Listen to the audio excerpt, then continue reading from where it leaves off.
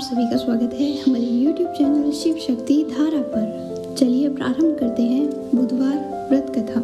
समतापुर नगर में मधुसूदन नामक एक व्यक्ति रहता था। वह बहुत धनवान था।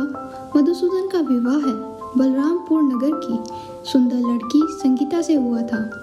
एक बार मधुसूदन अपनी पत्नी को लेकर बुधवार के दिन बलरामपुर गया। मधुसूदन ने पत्नी के माता पिता से संगीता को विदा करने के लिए कहा। माता पिता बोले, बेटा आज बुधवार है, बुधवार को किसी भी शुभ कार्य के लिए यात्रा नहीं करते।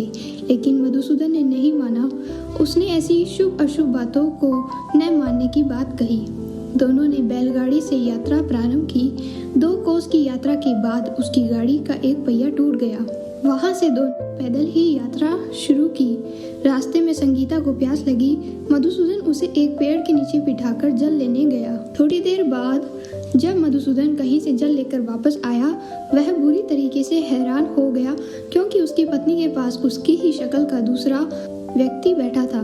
संगीता भी मधुसूदन को देखकर हैरान हो गई। वह दोनों में कोई अंतर नहीं कर पाई।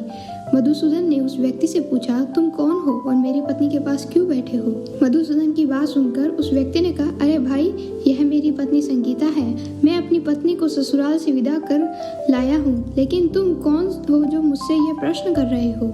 मधुसूदन ने कहा, तुम कोई जरूर चोर या ठग हो। यह मेरी पत्नी संगीता है। मैं इसे पेड़ के नीचे बिठाकर जल लेने गया था। इस पर उस व्यक्ति ने कहा, अरे भाई, झूठ तो तुम बोल रहे हो। संगीता को प्यास लगने पर जल लेने तो मैं गया था। मैंने तो जल लाकर अपनी पत्नी को पिला भी दिया। अब तुम चुपचाप यहाँ से चले जाओ, नहीं तो किसी सिपाही को बुलाकर तुम्हें पकड़वा दूंगा। दोनों एक दूसरे से लड़ने लगे। उन्हें लड़ते देख बहुत से लोग वहां एकत्र हो गए। नगर में कुछ सिपाही भी वहां आ गए। सिपाही उन दोनों को पकड़कर राजा के पास ले गए। सारी कहानी सुनकर राजा भी कोई निर्णय नहीं कर पाया। संगीता भी उन दोनों में अपने वास्तविक पति को नहीं पहचान पाई। राजा ने दोनों को कारागार में डाल दिया। राजा के फैसले पर असली मधुसूदन भयभीत तो उठा। तभी आकाशवाणी हुई, मधुसूदन, तूने अपने माता पिता की बात नहीं मानी और बुधवार के दिन अपनी ससुराल से प्रस्थान किया। यह सब भगवान बुद्ध देव का प्रकोप हो रहा है। मधुसूदन ने भगवान बुद्ध देव से प्रार्थना की कि हे भगवान बुद्धदेव, मुझे क्षमा कीजिए। मुझसे बहुत बड़ी गलती हो गई। भविष्य में अब कभी बुधवार के दिन यात्रा नहीं करूंगा।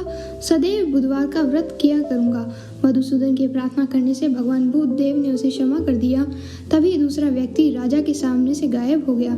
राजा और दूसरे लोग इस चमत्कार को देख हैरान हो गए।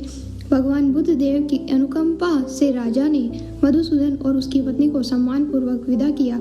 कुछ दूर चलने पर रास्ते में उन्हें बैलगाड़ी मिली। बैलगाड़ी का टूटा हुआ पहिया भी जुड़ा हुआ था। दोनों उसमें बैठकर समतापुर की ओर चल दिए। मधुसूदन और उसकी पत्नी संगीता दोनों बुधवार का व्रत करते हुए आनंद पूर्वक जीवन यापन करने लगे। इस तरह भगवान बुद्ध देव की कृपा से उनके यहाँ खुशियाँ बरसने लगी। इस तरह जो स्त्री पुरुष विधिवत बुधवार का व्रत करके व्रत कथा सुनते हैं, भगवान बुद्ध देव उनके सभी कष्ट को दूर करते हैं। अंततः सभी मनोकामनाएं उनकी पूर्ण होती है। ओम नमः शिवाय।